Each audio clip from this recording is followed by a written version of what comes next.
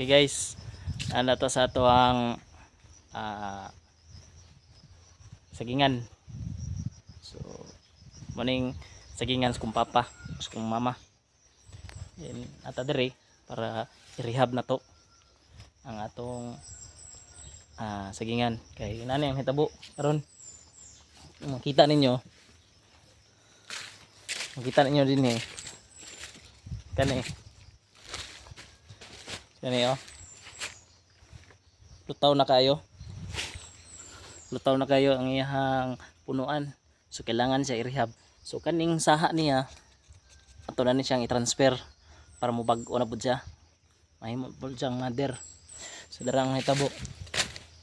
So makatabang ni sa to kanang mga nagsagingan natay mga teknik para modagko ang bunga.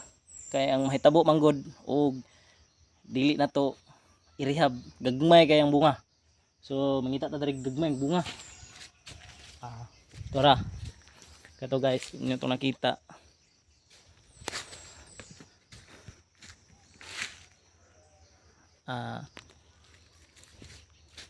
Isa naman to.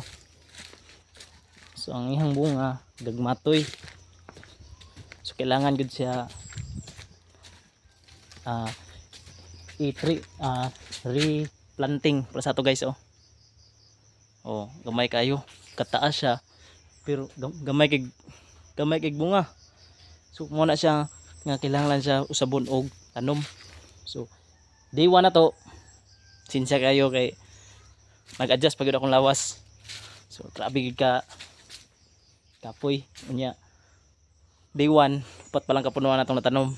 Karon day 2 gagahapon natay na tanom nga 12 ka punuan. So expect na budaron nga taas na budag matanom. So mo na ato ang source of income na to while nga na address farming. Then same time natay mga sideline nga mga gulay or sa unsa basta kay ato lang masustain na to ang bunga. Mupadayon ang bunga saging kay piri ra pud ta magkuha og atong income. So daghan og mga pamaagi makortahan pa gining saging bisan og gamay sa presyo, pero kung daghan tag tanom, daghan tag saging, daghan pod ang atong income. So mao ni siya. So para sa diri wanang kayo wala isulod. So kailangan na to siya tamnan. So straight na to kay kani man gud wala siya nang straight. Kung nyo makita diri butak-butak. Nyo makita dira So dili siya line tugod mo kunis kadugay na sige na pud siya saha pang saha. So mo na siya mga technique na to para uniform organize ang atong saging. Same time apply po tag abono kay useless kay atong sig paning kamot nya wala tay abono. So dili para sa una nga sige gyud kayod sa unang panahon. So karon kay nana may mga pamaagi para modagko atong saging. So mali siya ang atong himuon dinhi sa pagkakaroon. So inyo makita na ako dito na nakabutas butas kita natay atong pangtapas para sa saha. Din pakita po na ko sa inyo akong mga natanom kagahapon. So mali siya. So diri wala kay nako siya gitarget sa lubi, hinam ko mga lubi. Source gyapon na sa income dinhi sa akong parents. Dinhi mo ni kagahapon akong gitanom. So kani guys, man siya inani kadagko atong ipang tanom. So ang technique nako para dili gyapon undang, wala nako gipang putol ang mga kanang mubungahay na. Kundi gikuha lang nako yung saha, paunang saha nya ibalhin para continue gyapon siya. Nya dili na ko siya putlon.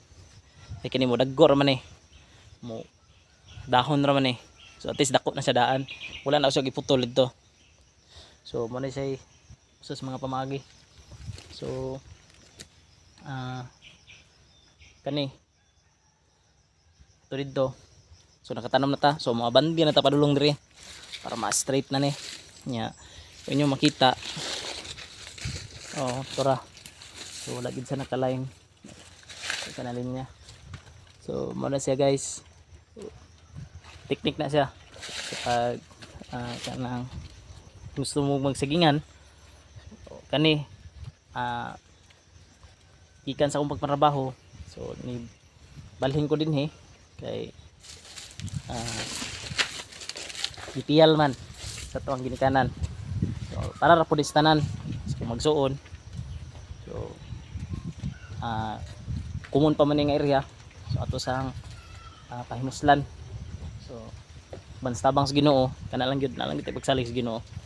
So kani guys kita na to napoy mga gagmay kini siya ibalhin po na to ni no para nindot ang atong manindot ni siya mudagko din abunuhan layan na to gabuno.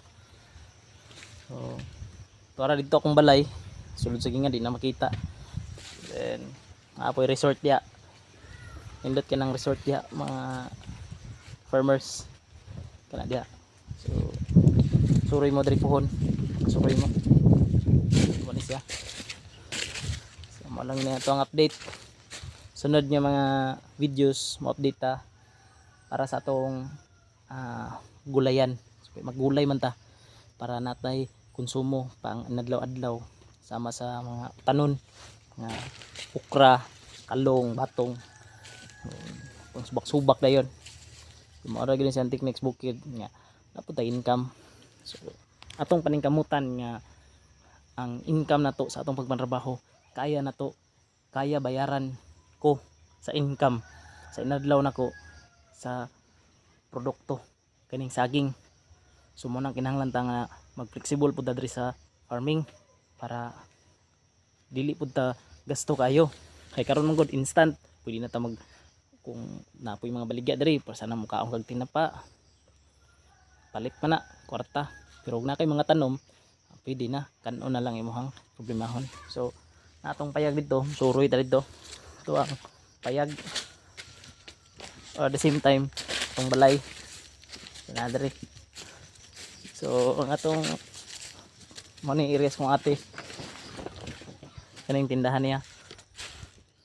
So tingala mo nasulod sa gingan pero hindi yan na dia guys nag-record tapos akong pohon nga atong puyanan kauban sa atong pamilya. So kani pag itaw na human stilan sige lang mga kwarta ta human ra gyud ni. So mo ni ang akong mo ni ang akong gipahimo nga payag.